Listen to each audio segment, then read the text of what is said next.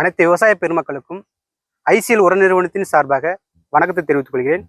என்னுடைய பேர் மணிவண்ணன்.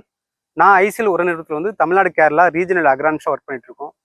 நம்ம இப்போ வந்து என்ன பார்க்க போறோம்னா, ரோஸ் செடிக்கு தேவையான, அதாவது வந்து ஆரம்பத்திலேருந்து அறுவடை பண்ணுற வரைக்கும் என்னென்ன உரங்களை பயன்படுத்தினா முழுமையான மகசூலை பெறலாம், அது மட்டும் இல்லாமல் இந்த ரோஸ் செடி பயன்படுத்தும் ஏரியாவில் இருக்க மண்ணில் இருக்க பிரச்சனைகள் மட்டும் அதற்கான ஐசிஎல் உர நிறுவனத்தோட தீர்வுகள், இதை பற்றி முழுமையாக பார்ப்போம்.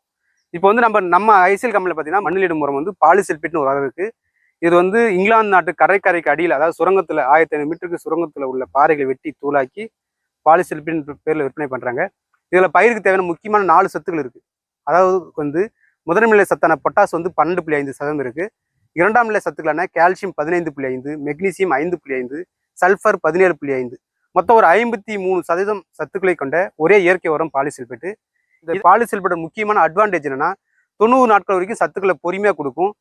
இயற்கையான உரன்றதால உப்புத்தன்மையில அதிகப்படுத்துறது, குளோரைட் கண்டென்ட் மிக குறைவு. இதை வந்து நம்ம மண்ணில் பயன்படுத்தும் போது நல்லா இதில் இருக்க கால்சியம் வந்து 90 நாட்கள் வரைக்கும் கிடைக்கிறதால வேரோட்டம் நல்லா இருக்கும், தண்டு நல்லா தடிமலாக வரும், நியூ பிரான்ச்சஸை வந்து அதிகமாக கொடுக்கும், புது குருத்தையும் வந்து நல்லா கொடுக்கும். அடுத்து வந்து மெக்னீசியம் இருக்குது, நல்லா பச்சை பிடிக்கிறதுக்கு மெக்னீசியம் ரொம்ப முக்கியத்துவமாக இருக்கும்.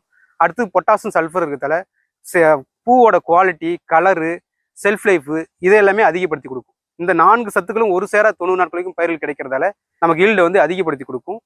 இது எப்போ பயன்படுத்தணும்னா, இது வந்து 90 நாட்கள் வரைக்கும் சத்துக்களை கொடுக்கறதால வருஷத்துக்கு 3லேருந்து 4 டைம் பயன்படுத்தலாம். ஒரு முறைக்கு 50 கிலோ எல்லா கலப்பொருளும் கலந்து பயன்படுத்தலாம். அடுத்து சொட்டு நீர் உரத்தை பற்றி பார்ப்போம். நம்ம வெஜிடேட்டிவ் குரோத்துக்கு பார்த்தீங்கன்னா நம்ம ஐசிஎல் கம்பெனியில் ஃபெட்டிஃப்ளோ 757 2% ஜிங்க், இதில் வந்து 7% நைட்ரஜனு, 50% பாஸ்பரஸ், அடுத்து 7 பொட்டாசு ப்ளஸ் வந்து 2% ஜிங்க் வந்து EDTA ஃபார்மில் கொடுத்துருக்கோம். இதுக்கு வந்து ஃபெட்டிஃப்ளோ க்ரோ, அதில் பார்த்தீங்கன்னா 12 நைட்ரஜனு, 36 பாஸ்பரஸ், 6 பொட்டாசு ப்ளஸ் வந்து 3 மெக்னீசியம் சல்ஃபர் வந்துடும். வெஜிடேட்டிவ் குரோத்துக்கு பார்த்தீங்கன்னா இந்த ரெண்டு உரங்களை மட்டும் வாரத்துக்கு ஒரு முறை இதை கொடுக்கலாம்.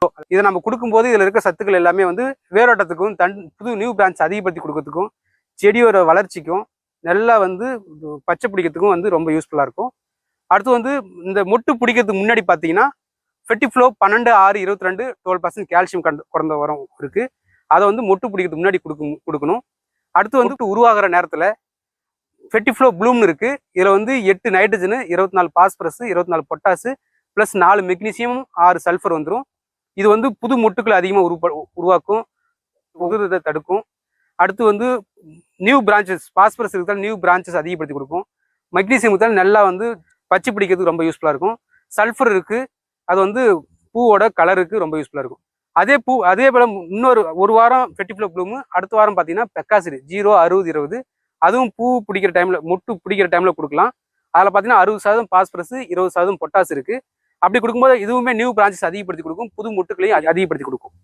அடுத்து வந்து பூவோட சைஸ் பெருகிற நேரத்தில் வந்து ஹைபீக்னு வரும். அதில் வந்து 42% பாஸ்பரஸ், 42% பொட்டாஸ் இருக்குது. அதை கொடுக்கலாம். அதை கொடுக்கும்போது பாஸ்பரஸும் பொட்டாஸ் ஈக்குவல் ரேஞ்சில் இருக்கிறதால பூவோட சைஸ் ரொம்ப பெருசாகும், நல்ல குவாலிட்டி அதிகப்படுத்தி கொடுக்கும். அதுவுமே நியூ பிரான்ச்சஸையும் உருவாக்கும், புது மொட்டுக்களையும் உருவாக்கி கொடுக்கும். அடுத்து வந்து பீக் ப்ளஸ் எஃப்இ, அதாவது வந்து பாஸ்பரஸ் வந்து 43%, 30% பொட்டாசு ப்ளஸ் வந்து 2% அயன் வந்து EDTA ஃபார்மில் இருக்குது. அதுவும் வந்து கடைசி ஸ்டேஜில் கொடுக்கலாம். அதாவது வந்து பூ அறுவடைக்கு முன்னாடி அது கொடுக்கும்போது குவாலிட்டி, பூவோட colour, size, quality, self life இதை எல்லாமே அதிகப்படுத்தி கொடுக்கும். அது மட்டும் இல்லாமல் புது பிரான்ச்சஸையும் உருவாக்கும், புது மொட்டுக்களையும் உருவாக்கும். ஐசிஎல் கம்பெனியை பொறுத்த வரைக்கும் ட்ரிப்பில் கொடுக்குற உரங்கள் எல்லாமே லோ pH ஃபெர்டிலைசர் நம்ம கொடுக்குறோம். நார்மலாக நம்ம மண்ணில் வந்து 6 to 7 தான் pH இருக்கணும். பட் நம்ம கிருஷ்ணகிரி, தருமபுரி இந்த ஏரியாலாம் மண்ணில் pH பார்த்தீங்கன்னா 7.5 8.5 அந்த ரேஞ்சில் இருக்குது. அந்த ரேஞ்சில் இருக்கும்போது நம்ம எவ்வளோதான் உரங்களை கொடுத்தாலும் நம்ம கொடுக்குற உரங்களில் பாதிக்கு மேலே வந்து மண்ணில் வந்து உப்பாக தான் படிய ஆரம்பிக்கும். அதாவது வெள்ளை நிறைய இடத்துல படியும். இல்லை அதான் ட்ரிப்பில் அடப்பு ஏற்படுவதுக்கு காரணம் அதான். நம்ம போடுற உரங்கள் பயிர் எடுத்துக்க முடியாத வடிவத்துக்கு மாறிடும். பட் நம்ம உரங்கள் நம்ம ஐசிஎல் கம்பெனியில் அதிநவீன தொழில்நுட்பத்தோட கொடுத்துருக்காங்க. இதில் வந்து நம்ம கொடுக்குற உரங்கள் எல்லாமே லோ pH ஃபெர்டிலைசர், அதாவது வந்து 2.2லேருந்து 3 அந்த ரேஞ்சில் உரங்கள் இருக்குது.